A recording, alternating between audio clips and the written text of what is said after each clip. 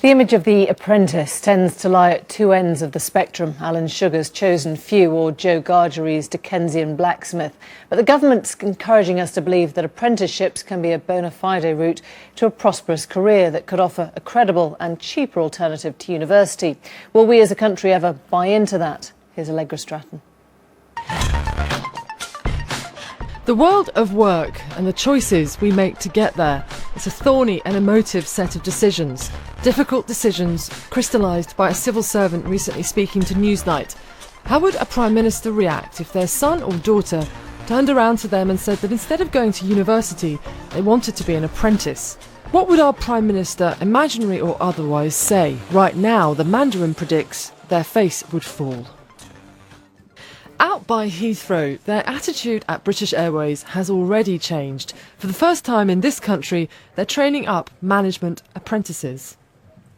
I can start planning ahead in life more now. I'm already looking at, by the time I'm 25, I can probably have a nice car, a nice flashy house and stuff like that, as opposed to... What do you think? Yeah, that's the same, like with money, they're going to be in debt, whereas we're working for our money and using what we learn.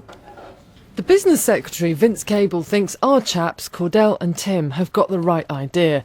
In a speech tomorrow, he will say that by the end of this Parliament, he wants an apprenticeship to be as good a bet as university. Vince Cable has already put £1.2 billion into supporting firms taking on apprenticeships, but tomorrow he goes further. My ambition is that by 2015, an 18-year-old leaving school and weighing up the choice of degree versus apprenticeship would do so without factoring in social stigma. They will see them as different but of equal value in terms of experience, job prospects, value for money and earnings potential. Cordell, he's 18. He's got 2 A-levels and a BTEC. And this is Tim. He's 19 and he has 3 A-levels. They both have more drive than a jumbo jet, which is just as well because though they're young, their roles see them dragooning their elders in meetings. What skills could you possibly have got from university you think you might be missing? There must be something. Otherwise, why have people been going to university for years? Or not? They get all the theory behind it, whereas I suppose we get both. We get the theory and we get to use what we've just learned in the working environment. And I think there's sort of a thing, I know for me, in my college, there was a lot of push behind university. There wasn't this whole apprenticeship. I did it on my own. I went out, I searched for it, I researched what project management was because I didn't have that sort of backing. Down the road, quite a lot of road, to the accounting and management consultancy firm PwC. They too have been taking non-university recruits for quite some time, but this year sees the first formal apprentice management consultant. PwC believes that they can train a young person up in the skills required as well as any university could.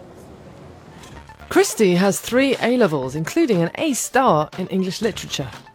Her older brother became an apprentice a few years before it was Christy's time to choose. She thought it wasn't for her. I think typically apprenticeships are more vocational, particularly electricity, plumbing. I didn't really realise that there were apprenticeships in more professional services, and especially a higher apprenticeship as well that you can only do when you leave school. Like typically an apprenticeship is for a school leaver at 16, so you leave school at 16 and you go work for an electrical company and then you move up that way, but obviously this is for school leavers who have A-levels. And why was university not attractive to you? I think the tuition fees put me off. Here in the city, the aspiration doesn't appear to be that far off. This month, PwC launched the first management consultancy apprenticeship, and indeed, many of their high flyers don't have degrees at all. But the problem is one of whether you can roll it out on a national scale. The Secretary of State for Education, Michael Gove, is known to love apprenticeships, but his fears are about that scale. The difference between him and the Business Secretary, Vince Cable, is not that the aim isn't laudable, it's whether it's plausible. The government has struggled in the past with ensuring that all apprenticeships are of quality and that they do not exploit workers. They have introduced this, as I said, this minimum duration of a year, which is fantastic. We've yet to see that play out. I mean, I suppose that's the most important thing. We really need to see that that is working.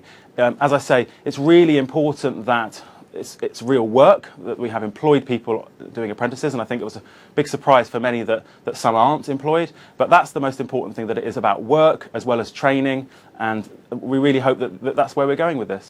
Linford points out that if measured per apprentice rather than as a lump sum, apprenticeship funding is due to go down by 2%.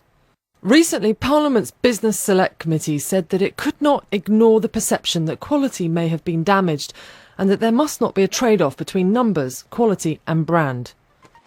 So back to that offspring of a future Prime Minister. Will they listen to the aspiration to be laid out tomorrow by the Business Secretary Vince Cable?